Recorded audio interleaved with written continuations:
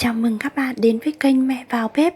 Hôm nay mình sẽ hướng dẫn các bạn làm món chè dẻo bí đỏ nhé. Chúng mình cùng vào bếp nào.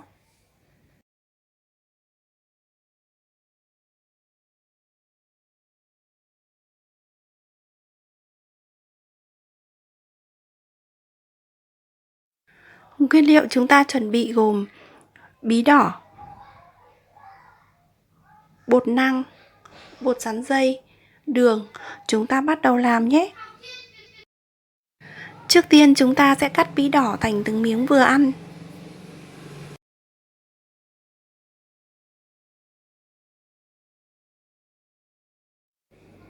Tiếp theo chúng ta sẽ cho một nồi nước lên để chúng ta luộc bí nhé.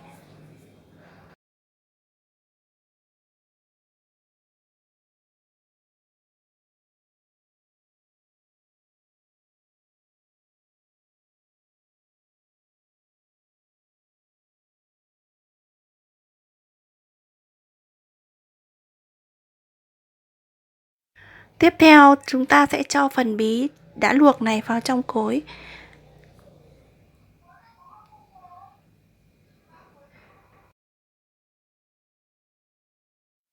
Và chúng ta cho thêm vào đây một chút đường.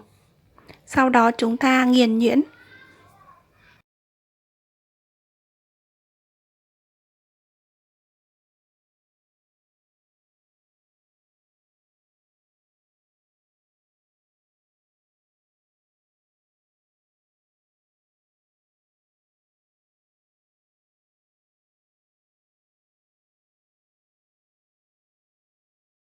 Bí sau khi nghiền nhuyễn chúng ta sẽ cho bột năng vào.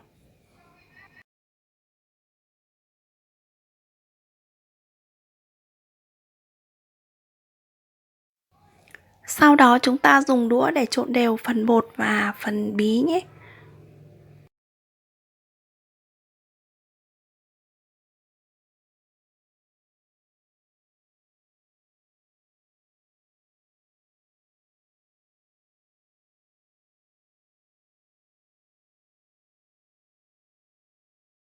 Sau đó chúng ta dùng tay để nhào bột thật kỹ.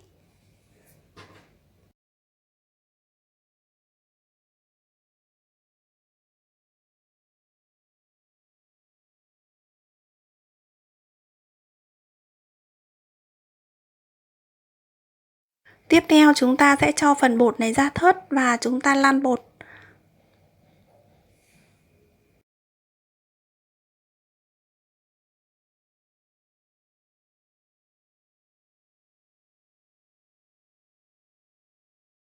Tiếp theo chúng ta sẽ tiến hành luộc bánh và chúng ta sẽ luộc bánh vào chính cái nước luộc bí ban đầu, sẽ giúp cho cái món chè của chúng ta ngon hơn.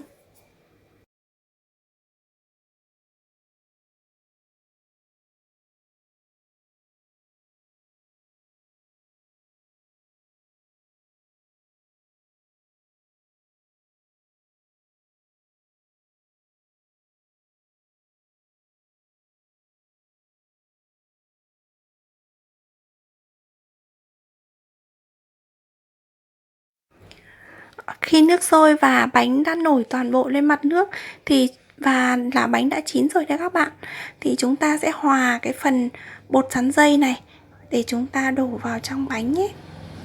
Chúng mình sẽ đổ từ từ và vừa đổ chúng ta sẽ vừa khuấy.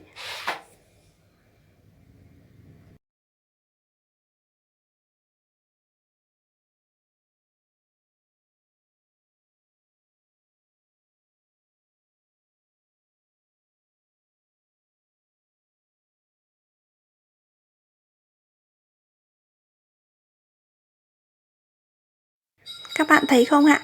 Bánh rất là dẻo và trong. Phần nước cũng rất trong và sánh.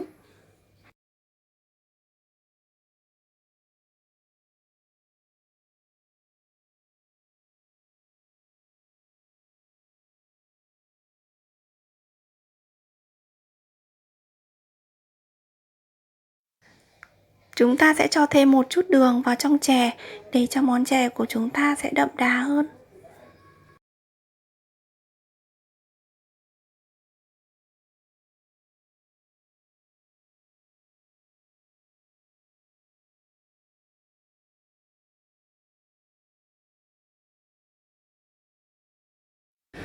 Khi đường đã tan hoàn toàn thì chúng ta sẽ đậy vung và tắt bếp, ủ bánh trong khoảng 15 phút để món bánh của chúng ta sẽ trong hơn và dẻo hơn. Sau 15 phút thì chúng ta sẽ mở vung để kiểm tra xem thành phẩm của mình thế nào nhé. Chè rất là trong, rất là dẻo và màu sắc cũng rất là đẹp nữa. Ta có thể rắc thêm một chút vừng rang để tăng thêm hương vị và sẽ ngon hơn nếu chúng ta để trong ngăn mát tủ lạnh. Mình sẽ ăn thử nhé. Mời tất cả các bạn.